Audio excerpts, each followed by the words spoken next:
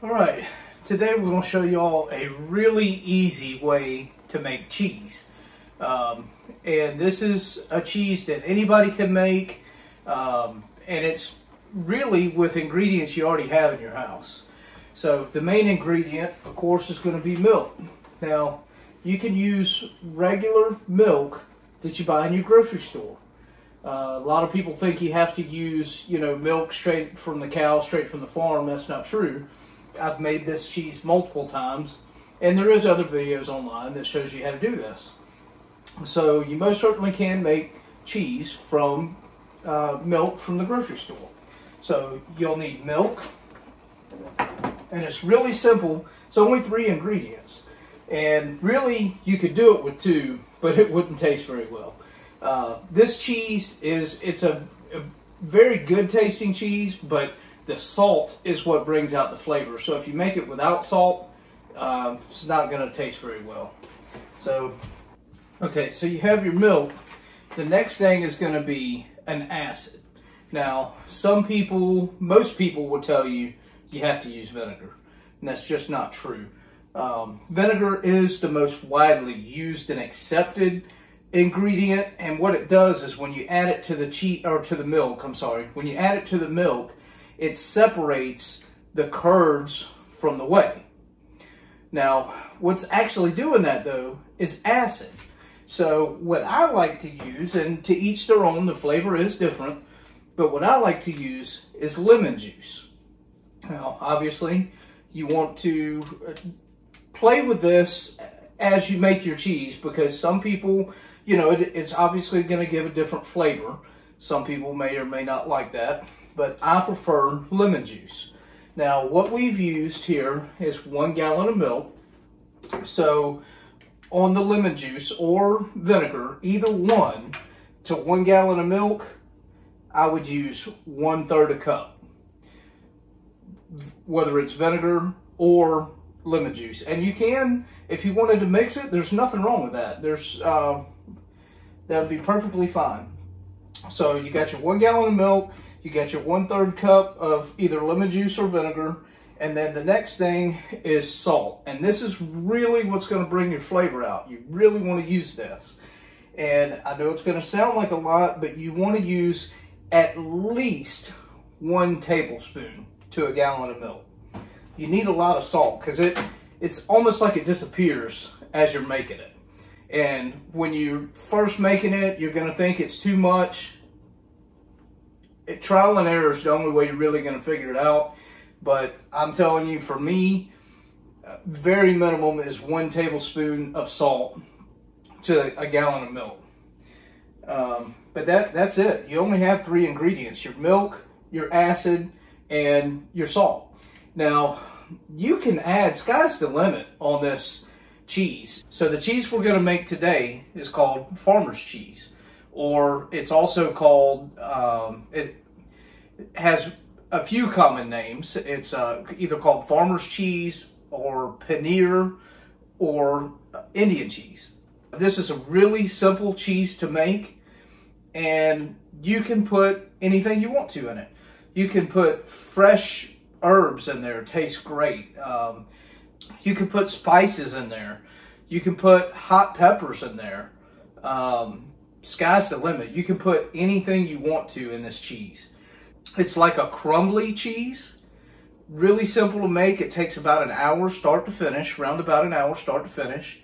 And it's a real crumbly cheese, and the flavor is really whatever you make it. Okay, so what we've done is we've poured our gallon of milk in here.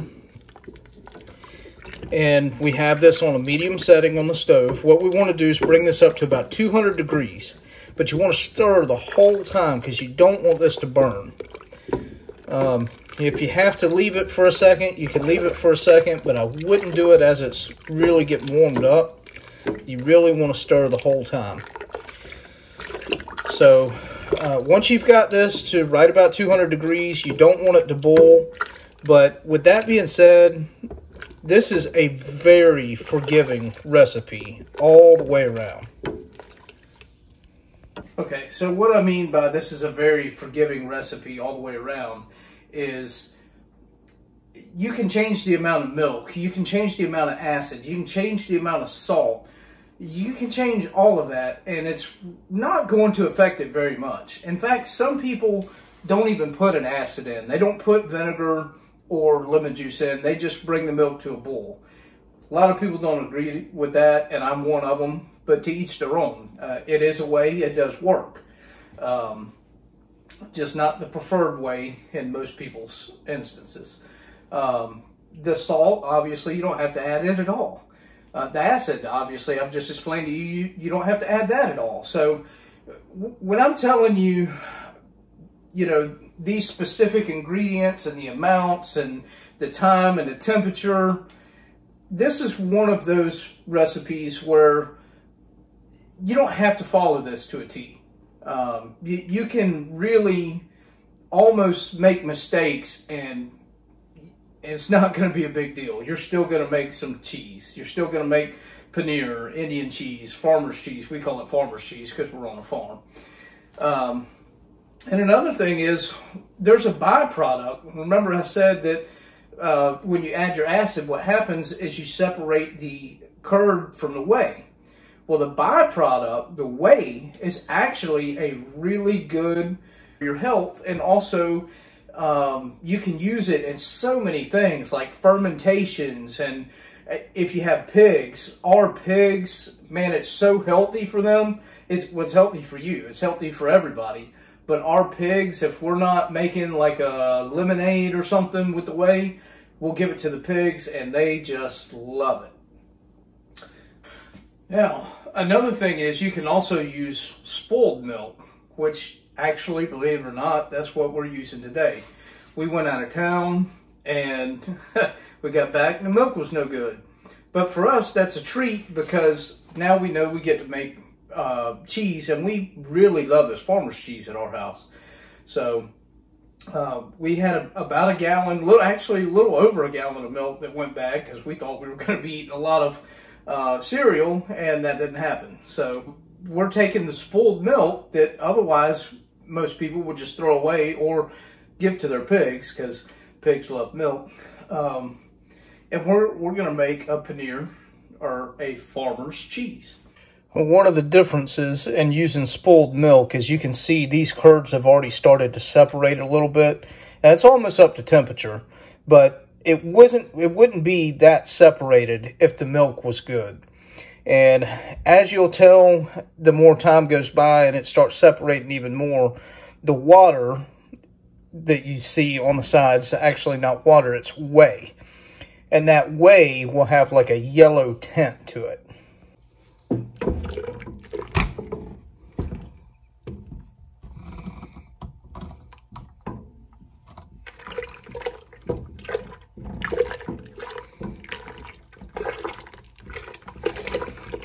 Okay, so I like to get this up to about 200 degrees.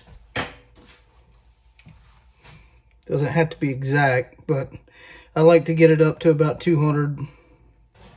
Okay, I like to get this up to about 200 degrees before I throw the acid in. We're very close. So I'm going to go ahead and turn this down.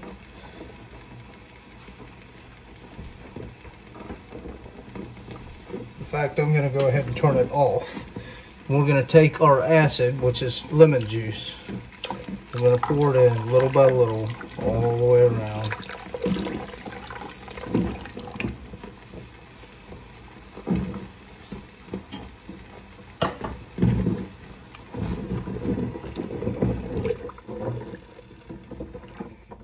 And we'll take and gently stir it. Mind you, I've just turned it off, so now we're going to gently stir this in.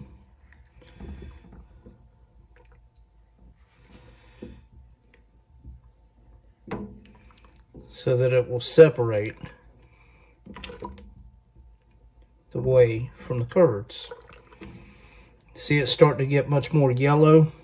I'm going to back this up, get it off the heat. Okay, so I'm going to let that sit and separate for 10 to 15 minutes. Okay, so while we let that sit, we're going to get this ready. What I have here is a strainer. I have a straining bag that this is actually used in making wines and stuff. You put your apples or grapes or whatever inside this bag. But you can use cheesecloth or muslin or just whatever you have. Even like some kitchen towels and stuff will work. You just basically want something you can strain all the whey off of the cheese with. So what we're going to do, you notice I got a pot down below here. You can, if you want to, just let the whey go down the sink. It's not much more than water. The only difference is it's got a lot of protein in it. So we like to use it. There's multiple things you can use it for. Making a great lemonade or just all kinds of stuff. We normally will give it to our hogs. So anyway, that's what I got a pot down here for. So once that is sat for a little bit, I'm going to pour it through here, and this will catch all the curds. And once it catches all the curds and all the whey strained through, then I will take it and roll it up in a ball and squeeze all of the whey that I can get out of it out.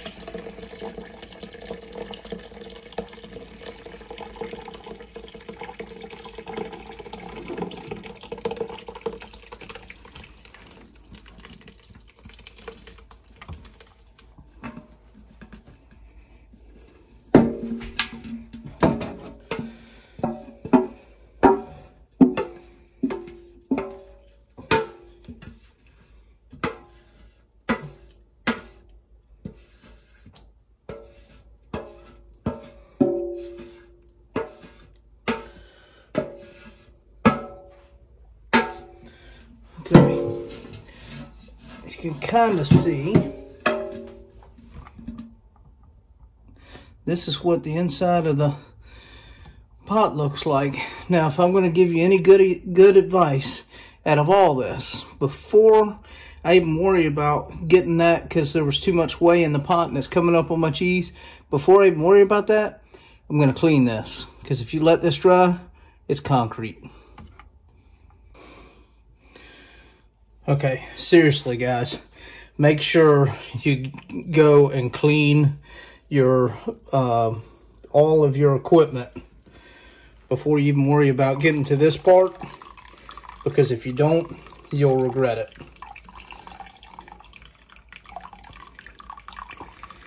This definitely did not yield near as much curds as it normally would, so I'm a little disappointed, because for a little over a gallon of milk, we should have definitely got more cheese than this.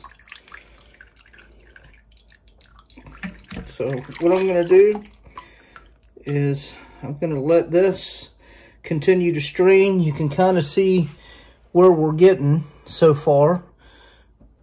But I'm going to let this continue to strain while I dump this whey out.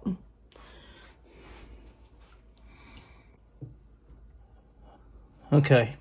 When I said dump this whey out, I totally meant to my pigs. I would never just dump that down the drain. Although, if that's what you want to do, more power to you. It's yours. You can do what you want to with it. So, this is still pretty stinking hot, so I'm just gonna kind of leave it like this,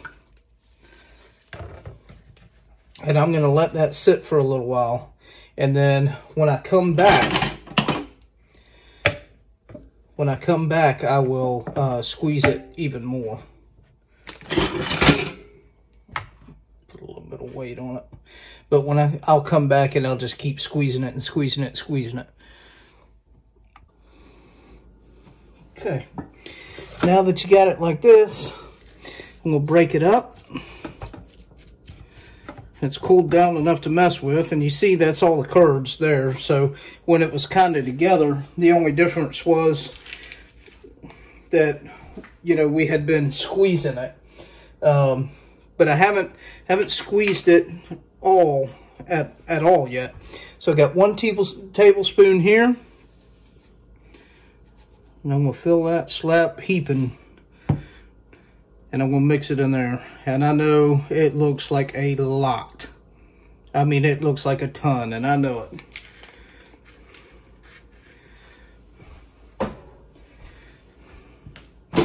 But it just disappears. I mean, it actually really does need a lot of salt.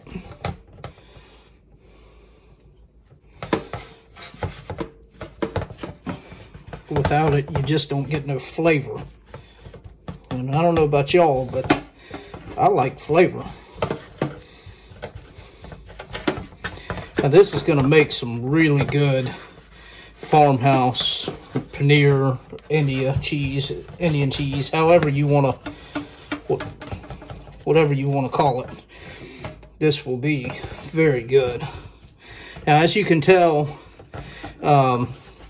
it's not going to be like a real creamy cheese. You're not going to spread it onto something.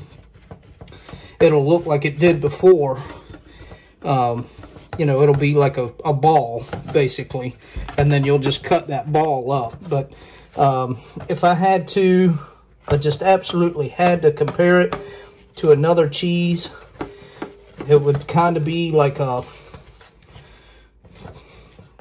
the grated Parmesan, maybe.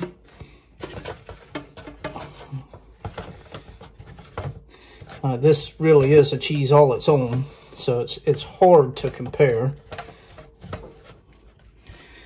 Okay. Now is when we're really going to squeeze it up real good. It's cooled down enough to do that now.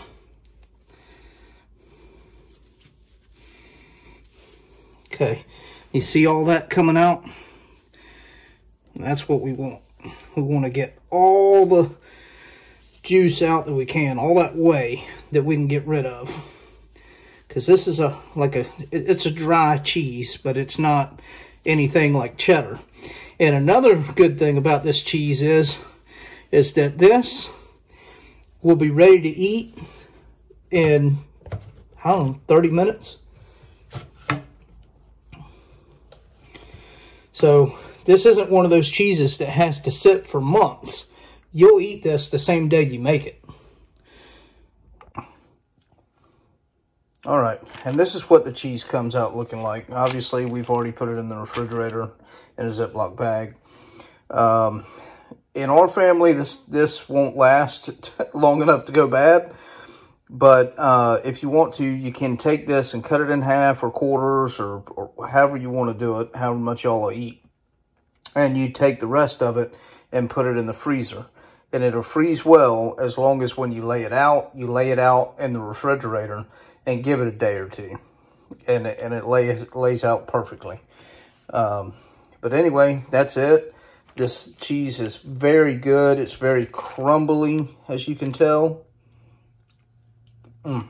But it's so good. Now, I will say, in this particular instance, the little over a gallon of milk I had didn't make as much cheese as I expected. So this is a hair salty, and I went with a heaping 1 tablespoon. So you might want to just go with a flat 1 tablespoon to start out with and see how you like it. Because this is a hair salty for me, but it's still really good. And if you don't put enough salt in it, it just don't bring out the flavor enough. All right, guys, that's it. Hope you enjoyed the video. Please like, share, and subscribe, and we'll see you on the next one.